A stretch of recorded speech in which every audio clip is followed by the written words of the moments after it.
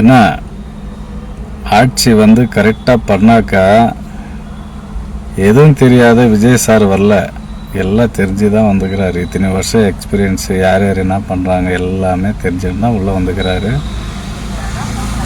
லஞ்சம் இது வரைக்குமே எந்த ஸ்டேட்லேயும் வந்து ஒரு 1000 ரூபாய் லஞ்சம் வாங்கினா 1 லட்ச ரூபாய் வந்து கொடுக்குற தன்மானம்னுக்கிட்டு எந்த முதலமைச்சரும் அறிவிக்கலை இது வரைக்குமே.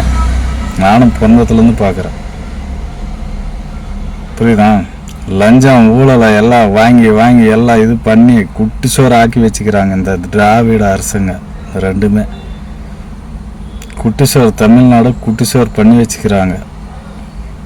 எதுக்கு லஞ்சம் கொடுக்கணும் சொல்லு பார்க்கலாம்? நம்மளுக்கோசரம் சேவை பண்ணுறதுக்கு தான் அங்கே வந்துக்கிறது. எல்லாம் நம்மளுக்கு கொடுக்க வச்சு எல்லாம் பழக்கம் படுத்தி இன்றைக்கி இந்த மாதிரி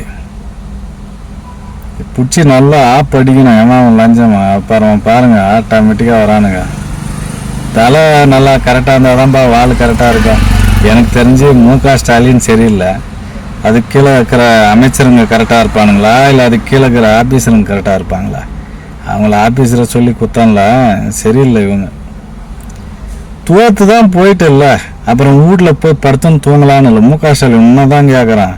அது விட்டு போட்டு சும்மா எதனா ஒரு வீடியோ போட்டு இது பண்ணின்னு வேறு வேலையே இல்லையா? போய் வீட்டில் படுப்பா. எனக்கெல்லாம் விட்டா பாரு, நான் நிம்மதியாக உண்மையிலே தின்றதுக்கு கரெக்டாக சோறு 3 வேலை இருந்தால் நம்ம போய் வீட்டில் படுத்துக்குவேன். நான் எனக்கு இல்லை, அதனால தான் வண்டி ஓட்டினுக்கிறேன் தெரியுமா? உனக்கு இருக்குது இல்லை, போய் படம். அது விட்டு போட்டு சும்மா எழுந்து நடக்க முடியாத குறையில் நடந்துன்னு கூட வேறு 4 பாடி கார்டுங்க வேறு.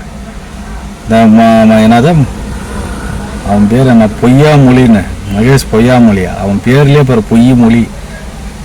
அவன் கூட அவனும் தோத்துட்டான். தேவையில்லாது திருப்பி அது கூட சேர்ந்துன்னு ஜாலரா அடிச்சுன்னு ரவுண்ட் அடிச்சுன்னுக்கிறீங்க.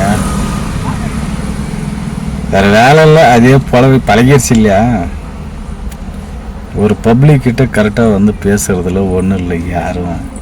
இன்றைக்கி பாருங்கள், ஒரு எம்எல்ஏ ஆகட்டும், இன்றைக்கி வந்துக்கிறவங்க விஜய் கட்சியில் இருக்கிறவங்க எல்லாருமே பப்ளிக்காக போய் நின்று பேசுகிறான். எல்லாத்தையும் இது யார் சரி பண்ணலான்னு கேட்குறான். நீங்கள் யாராவது இது வரைக்கும் எம்எல்ஏ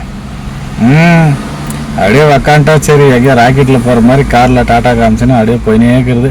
இவங்க போகிறதுக்கு வேறு பப்ளிக் வேறு நிற்க வச்சு அவங்க டைம் வேஸ்ட் பண்ணி எல்லாம் பண்ணுறது. இன்றைக்கி பார்த்தீங்களா, இப்படி தான் இருக்கணும் ஆட்சினும் அப்படின்னு காட்டுறதுக்கு ஒரு ஆள் வந்துக்கிறாரு. அதை பார்த்தா திருந்துங்க.